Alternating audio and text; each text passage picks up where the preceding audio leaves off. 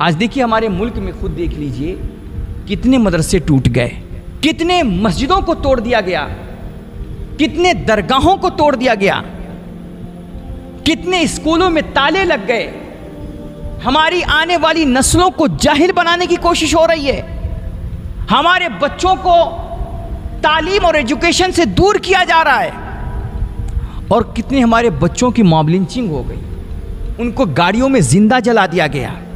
और कितने ऐसे नौजवान हैं जो अपने माँ बाप के बुढ़ापे का आखिरी सहारा थे, लेकिन सिर्फ उनका नाम चूंकि मुसलमान था, इस वजह से, एक मुसलमान नाम होने की वजह से, बगैर किसी जुर्म के, बगैर किसी गुनाह के झूठे मुकदमे और झूठे इल्जामात रख करके उन्हें सालों से जेल की सलाखों में सड़ाया जा रहा है। आज उनके बच्चे यतीमों जैसी जिंदगी गुजार रहे हैं, कोई उनका हाल पूछने वाला नहीं है।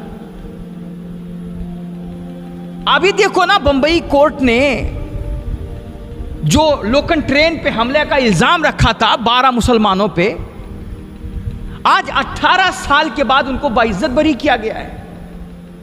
18 साल के बाद। ठीक है, आज तुमने तो बाइज्जत बरी कर दिया, लेकिन ये 18 साल जो उनका चला गया, जो अपने बीवी बच्चों से दूर रहे, माँ बाप से दूर रहे, नौकरी चली गई, करियर तबाह हो गया, उसका क्या होगा? वो 18 साल तुम इन्हें लौटा सकते हो? ऐसे कितने ऐसे मुस्लिम नौजवान हैं, कितने बच्चे हमारे कि जो सालों से 25-25, 30-30 साल हो गए, वो जेल के सलाखों में सड़ रहे हैं, आज तक उनको बरी नहीं किया गया है, झूठे मुकदमे लगे हुए उन पे। ये सब कुछ हमारे मुल्क में हो रहा है।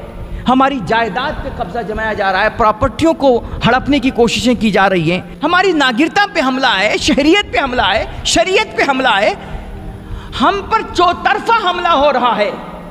और आज स्टेजों पे हमारे उलमा की तरजीहात को देखिए, उनकी गुफ्तगू के मौज़ूआत को देखिए, उनके आपसी झगड़े देखिए, लाइव झगड़े बाकायदा चल रहे हैं, आज स्टेजों पे हो रहे हैं। मुकर्रिरीन नात खानों से नाला हैं, नात खान मुकर्रिरीन से नाला हैं। वो उनकी बुराई कर रहे हैं, वो उनकी बुराई कर रहे हैं, वो उनके ऐबों को पकड़ पकड़ करके आवाम के सामने बता रहे हैं, और वो उनकी कमियां ढूंढ ढूंढ करके ला करके स्टेजों पे बयान कर रहे हैं। किसी ने कहा कि हज़रत इतना सब कुछ हो रहा है, अल्लाह अजाब क्यों नहीं नाजिल करता? हमने कहा तुम क्या समझते हो कि क्या आसमान से आग के गोलों का बरसना यही अल्लाह का अजाब है? पत्थर का बरसना यही अल्लाह का अजाब है? चेहरों का मस्क हो जाना यही अल्लाह का अजाब है? या ज़मीन में जलजला पैदा होना, ज़मीन का फट जाना, दुनिया का उसमें धंस जाना, यही अल्लाह का अजाब है? मेरे भाई, ये जो आज हमारे दरमियान से अहले इल्म उठते जा रहे हैं, और जो बचे कुचे उलमा हैं, उनकी कदर नहीं हो रही है। मिंबरों मेहराब पे नचनिए बैठे हुए हैं, उछल कूद करने वाले बंदर बैठे हुए हैं। कौम के मसाइल से बेफिक्र जो उलमाए सू हैं, जो बेहिस रहनुमा हैं, जो ज़मीर फरोश कायदीन हैं, और जो हमारे बिकाऊ सियासी लीडर और नेता हैं, तुम क्या समझते हो ये अल्लाह के किसी अजाब से कम है? ये जो दीन के नाम पे, तबलीग के नाम पे जगह जगह जा करके एक मुसलमान के खिलाफ जहर बोते हैं, एक दूसरे का बाइकाट करते हैं, एक दूसरे के खिलाफ नफरतें पैदा करते हैं, और एक भाई को दूसरे भाई का दुश्मन बनाते हैं, तुम क्या समझते हो ये अल्लाह का अजाब नहीं है?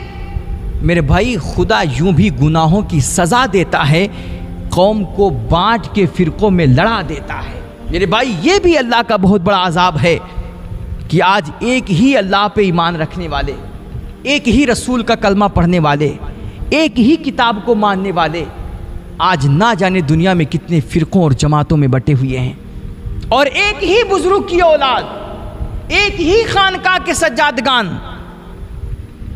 आज एक स्टेज पे एक साथ बैठने को तैयार नहीं है। और एक ही जमात के मौलवी, एक ही जमात के उलमा, कुछ अशरफी के नाम पे बटे हुए हैं, तो कुछ रज़वी के नाम पे बटे हुए हैं, कुछ बरकाती के नाम पे बटे हुए हैं, तो कुछ मिसबाही के नाम पे बटे हुए हैं, कुछ फलाने के नाम पे बटे हुए हैं, कुछ धमाके के नाम पे बटे हुए हैं। एक की चाहत है कि फतवा सिर्फ हमारा चलेगा, दूसरा कहता है नहीं, फतवा हमारा चलेगा। आज फतवा को एक शरई जिम्मेदारी समझ करके इस्तेमाल नहीं किया जाता है, बल्कि अपने भाई से अपनी दुश्मनी निकालने के लिए, उसको बदनाम करने के लिए, उसको नीचा दिखाने के लिए फतवों का इस्तेमाल किया जा रहा है। और फिर कहते हैं कि हम दीन के खादिम हैं। शर्म आनी चाहिए तुम्हें अपने आप को दीन का खादिम कहते हुए और दीन का आलिम कहते हुए। ये इल्म है और ये दीन की खिदमत है, ये दीन का सरेआम सौदा है। अल्लाह हमारी कौम को समझ अता फरमाए। न संभलोगे तो मिट जाओगे हिंदी मुसलमानों, तुम्हारी दास्तां तक भी न होगी दास्तान।